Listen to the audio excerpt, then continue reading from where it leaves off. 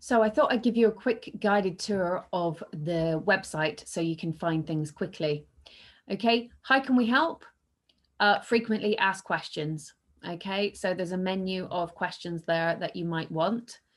Behind the scenes, you can talk about or read about things that have been happening, the journey, the work we're doing, current projects.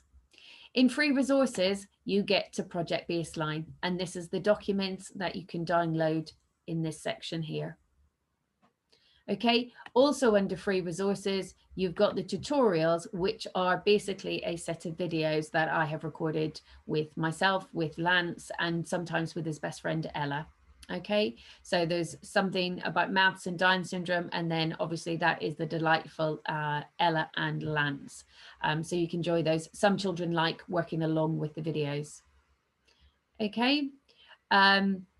You also have a shop, so the Maths for Life resources, the books and any other resources are available here. We have got Foundations box, which actually contains all of the resources that you might need for early concrete maths. You've got sample worksheets if you actually just want some sample worksheets to see before you commit. And then we have additional resources that are all geared towards the idea of visual learning. So these have all largely been designed by myself and produced. Okay, so again, we've got some large number lines and 10 grids, clock faces. Okay, so they are all there in the shop. The Maths for Life community is over here. This is a subscription-based service. So if I click on that, you can actually see, I'm just going to move myself over here now. You can see that the Maths for Life community, the package for a home educator, a parent, is £50 per annum. For a school, the package is £150 per annum. That is reflecting the fact that we take off the copyright issue and you can print and produce to your heart's content within the school, because you'll find that quite a lot of the worksheets, although they're designed for children with additional learning needs, they're absolutely brilliant for any reception and year one classes. Okay, when we go into the resource library, we see it's split very similar to how the book talks. We've got foundation level, level 1, level 2 is coming soon, I assure you. So in Foundations, when you click on it, it very much is split in a logical way, in the exact same way the book is set up. So you find all the resources under topic, yep, in the same way as you would in the book. So if I go into a topic number and the number system, you will see that content, yep, is here within each of the actual sections. You will find the content. So if I click on this, this is what you get. You're able to open up, you're able to view, and you're able to download and use this content. So again, my workbooks, I do an awful lot of repetition, yeah, and different repetitions. So every single one of these is different, and there are 100 of these in this workbook. So you can see it's different objects, trying to appeal to everyone's nature, different colors.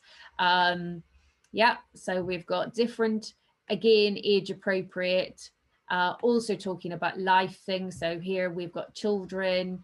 I like to keep my characters as diverse as possible, so that hopefully there's one that looks like the student that you're working with.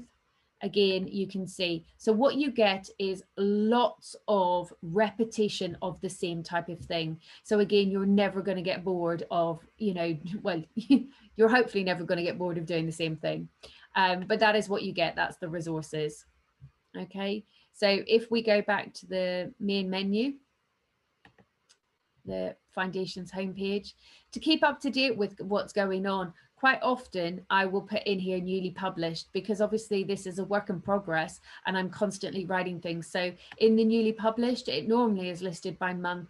You will see what's been added to recently. So if you haven't been in for a while and you want to see quickly what's been added, that's the best way to look at it. Okay, so you can see I normally keep it on a 3-monthly rotation so that you see what's been added.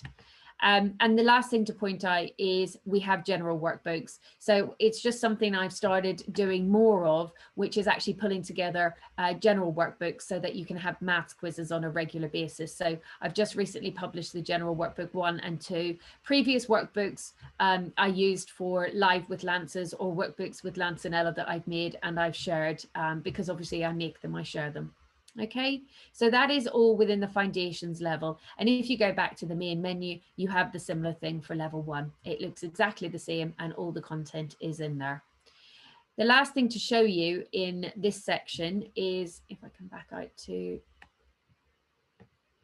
members menu, the last thing is the Maths for Life Community Forum. So if I open up this, it opens up a different browser because we have our Maths for Life community hosted, yes, on Circle Communities. But this is an entirely closed network where you can see we have got spaces down the side. This is where we also house the Down Syndrome Oxford Pilot Group. If you're not involved in the Down Syndrome Oxford Pilot Group, you won't see this section.